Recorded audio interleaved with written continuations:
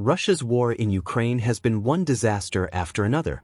But what happened on January 19th might just be its dumbest move yet. Putin's forces, desperate for a breakthrough, came up with a plan so ridiculous it sounds like a bad joke. Storming Ukrainian defenses on motorcycles. Yes, you heard that right. In one of the most heavily fortified areas of the front, Russia sent 100 troops on bikes straight into Ukrainian drone and artillery fire. The result? Massacre. Out of all the soldiers in this bizarre assault, only one survived, barely. How did Putin's military think this was a good idea? And why does Russia keep throwing its soldiers into suicidal missions? Let's break down this catastrophic blunder and what it says about Russia's crumbling war effort. The strategy for using the motorcycles relied on speed, maneuverability, and the element of surprise. Regardless of the current state of the Donbass front and how little progress Russia has made over the past month or so, the numbers suggest that the Ukrainian army is likely still outnumbered and running into an equipment deficit to cover the entire battlefield.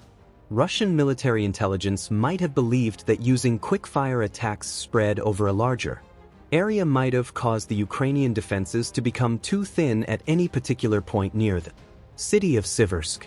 Presumably, the Russian troops exhausted all other options to get into the city, as the surrounding hilly areas meant that any forces coming close to town would be visible to the Ukrainian military.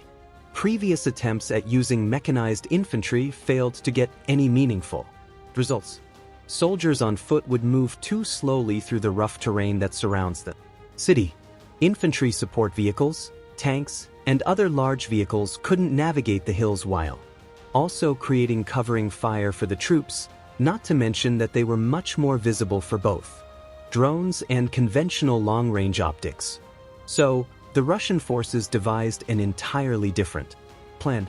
By shedding heavy armor altogether and using more mobile vehicles, such as the aforementioned motorcycles, they hoped that the soldiers could cover enough ground in time to essentially provide Ukraine with far too many viable targets to choose from.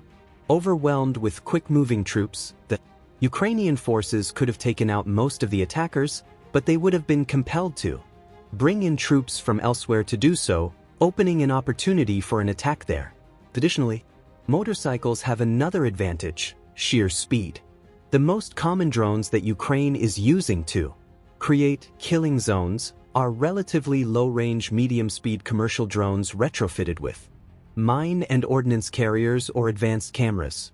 These first-person view drones typically don't have high speeds, with most models failing to move above 50 miles per hour.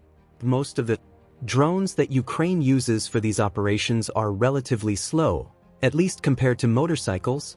Then there's some merit to the idea of using light, fast vehicles to literally outrun them. The presumption that speed and maneuverability were enough is partially supported by the fact that Russia still maintains a relatively healthy logistics operation in the area. The military could rapidly deploy soldiers to the area, creating a seemingly never-ending stream of troops attempting to break or at least exhaust the Ukrainian defense. However, this plan had several problems from the start. First, it's unclear how much information the Russian military intelligence has on the actual equipment and capabilities of the Ukrainian troops stationed around the city. Former Colonel General Gennady Anashkin was dismissed from the army for falsifying the extent of the Russian losses and exaggerating their progress on the front. It's also likely that the field reports from the area, for which Anashkin was responsible, were also inaccurate. This could mean that the Russian forces were essentially jumping into the action partially blind or with a gross underestimate of the exact number of troops and drones that would be waiting for them in the defensive lines surrounding the city. This could explain, or at least attempt to explain, the fact that Russia used only 100 troops on January 19th. On the other hand, that would still make it one of the larger individual pushes for territory of the war.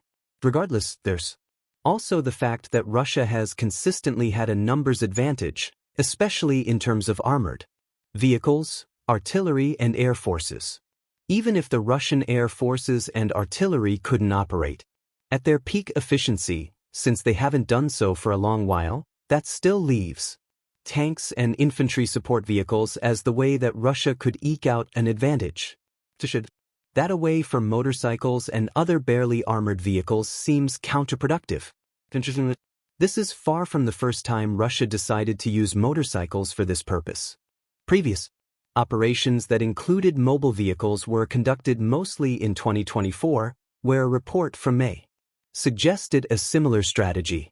At that time, the situation was arguably worse, as the vehicles used weren't motorcycles paired with infantry support or light armored vehicles, but instead modified golf carts and dune buggies. While the dune buggies technically have similar specifications to a motorcycle, higher speed, more maneuverability in rough terrain, the ability to transport more soldiers, they suffer from a similar issue, lack of armor. The open top of the buggy makes it relatively easy to use mine-carrying drones to annihilate the entire convoy of vehicles. Lack of armor is also likely why previous attempts have fared only somewhat better than this one but still ended with utter defeat. A similar tactic was also used during the summer of 2024 during the offensive on Kharkiv. In that effort, the soldiers would use motorcycles to carry them part of the way before ditching the vehicles altogether and continuing either on foot or alongside infantry support vehicles. You already know how that attempt ended. The summer offensive was considered a colossal failure, with an estimated 70,000 losses on Russia's side in about 2 months of combat. Even worse, the summer campaign actually used armored vehicles alongside bikes, which theoretically improved the overall defenses and survivability.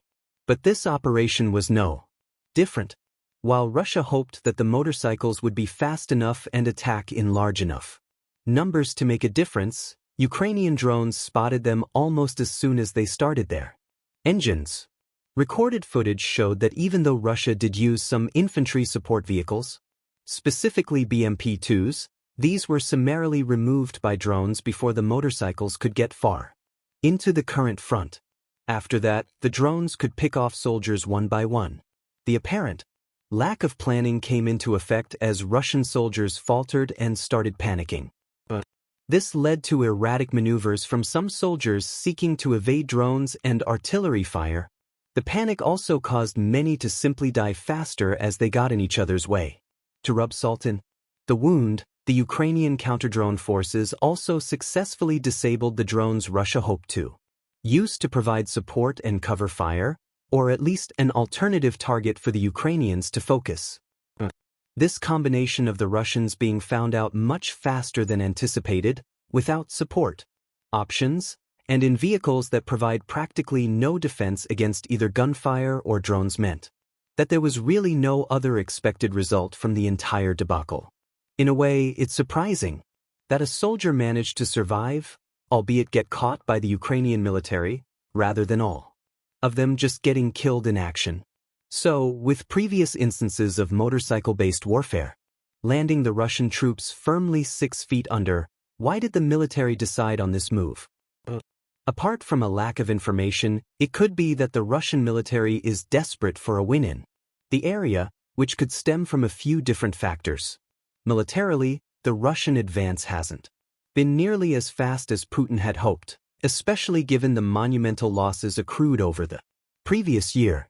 While the offensive did manage to take over swaths of land in the last few months of 2024, Ukraine had also managed to retain some control over the Russian Kursk region and launch offensives on the neighboring ones. Ukraine, which was on the defensive for the first 2.5 years of the war, had actually managed to mount an offensive that took the Russian military by surprise. This meant that Russia had to divert some of its forces to repel the invasion, a move that came way too late to be useful, as the counteroffensive started only a month after the first Ukrainian soldiers set foot in Kursk. As a result, Ukraine had practically free reign over Kursk, as it was met with minimal resistance from recruits who didn't have enough experience or equipment. The Kursk invasion led to a few more debacles, such as North Korea sending its own troops to Kursk and seeing them perform poorly, as expected. This further degraded Russia's reputation and its military still had to set aside significant resources to try and retake Kursk regardless. It would seem that despite a numerical advantage, Russia hasn't managed to conduct warfare on multiple fronts. The newest desperate move of using motorcycles as cannon fodder likely indicates that the plan was to create a distraction for Ukrainian forces. Considering that the action failed horribly, it's safe to say that the plan went awry somewhere. Politically, Russia depends on maintaining an illusion of progress and dominance over Ukraine for its international alliances, but also to pacify its own population. The main rhetoric that the Kremlin had used throughout the war effort was that the special military operation in Ukraine was fully justified and that Russia was bound to win the conflict.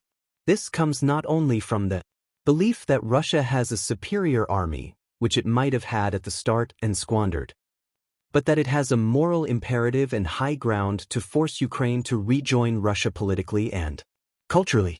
With every passing month of the war, the illusion and the propaganda that the Kremlin has been peddling since day one has been getting thinner and thinner. Even if the main population centers are far from seeing actual combat, there are only so many recruits that Russia can get outside of them.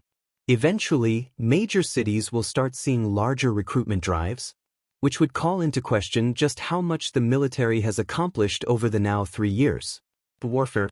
This leads to convoluted scenarios and reports where taking even villages or small towns counts as a success in Russia's books. And imagine if Russia's gamble paid off?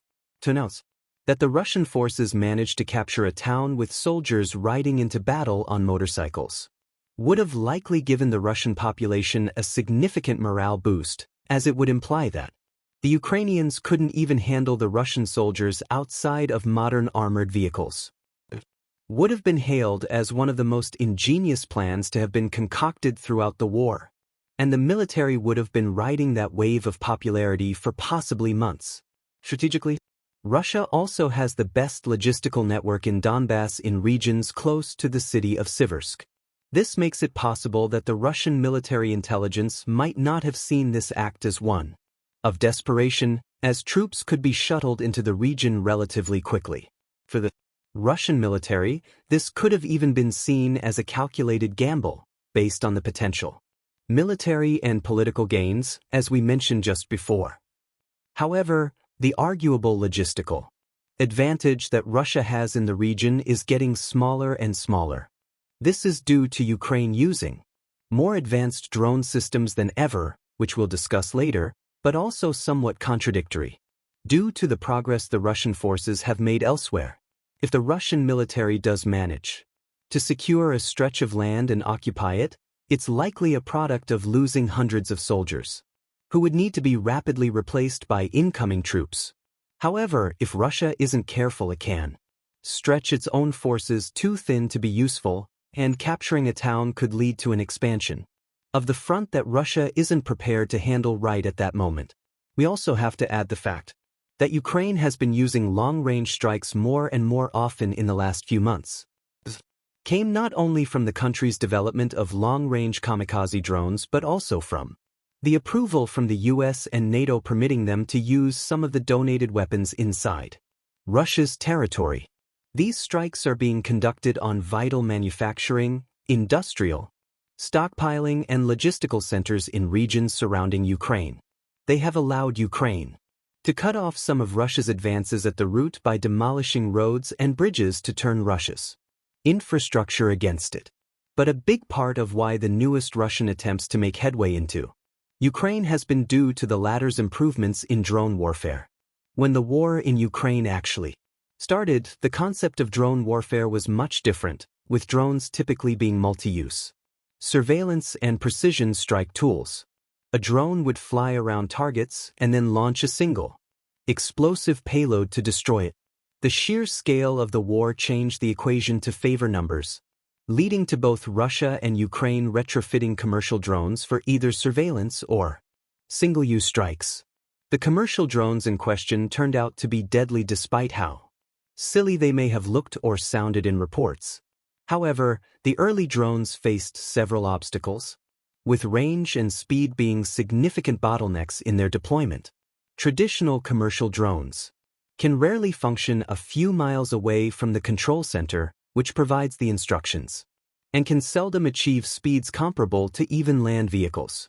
While they were faster than humans, on foot, which was likely the reason they were feared by both Ukrainian and Russian infantry, they still needed to surprise vehicles or drop mines and grenades from above to prevent detection and countermeasures.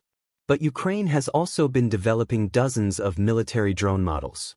But the designs blend a bit. After all, you can create a flying device in only so many ways. The standout features that separate the new drones from retrofitted commercial ones are exactly their speed and range.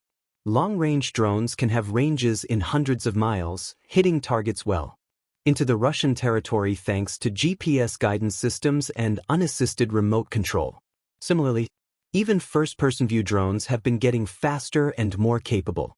The Wild Hornets drone Workshop has released a video and a report of a quadcopter drone capable of accelerating to speeds around 200 miles per hour, well over what military vehicles and even most cars and motorcycles can. Even if the Wild Hornets are not yet going to make their debut in the war, some other drones can already achieve speeds of over 100 miles per hour. At that point, there's really no land vehicle that can reach enough speed to outrun a drone and provide protection for the soldiers. In case a drone does manage to catch up or have enough carrying capacity and maneuverability to make the soldier operating it be something more than just a driver with a gun holstered to them. So, what will Russia do next? That's difficult to say. The fact that the military has attempted to cross an active battlefront with motorcycles shows dangerous levels of improvisation and risk-taking. Usually, this would be a cause for celebration for the Ukrainians, as desperate measures would usually mean that Russia has run out of effective tactics to use. However, Putin has been dangling the use of nuclear weapons and nuclear-capable ballistic missiles practically since the start of the war. In late 2024, Russia actually launched a long-range missile that was theoretically capable of reaching as far as North America, all in an attempt to score some wins for the military. If Russia keeps losing, especially in silly ways due to ill-conceived plans like this one, there's no telling how that could affect Putin's decision-making. He could start believing that NATO won't retaliate for Russia using a nuclear bomb against Ukraine, given the so-called moral high ground that the Kremlin is still focusing its propaganda on. If that happens, the war could be cut short and replaced with a nuclear one, in which case it's not only Russia and Ukraine that are at risk, but the world as a whole. Of course, it's also possible that NATO sees the efforts Russia has made over the past month as ultimately futile and redoubles its efforts to arm Ukraine through donations of advanced weaponry, calling Putin's bluff on using nukes. If long-range drones or missiles move closer to actually dropping on Moscow, it would reverse the entire rhetoric that the war was built on and could cause Putin to finally lose support from within and bring meaningful change to the country's leadership. Regardless, one thing's for certain. Ukraine should celebrate these kinds of desperate plans, as it means that Russia is wasting away precious resources for pretty much no gain. It only serves to bridge the monumental numbers gap that the countries started with. But what do you think? Will Russia manage to do something even more stupid soon? Or are these desperate moves a potential sign that the war is nearing its end? Let us know in the comments, and thanks for watching. Now go check out North Korean troops just did something insanely stupid, or click this other video instead.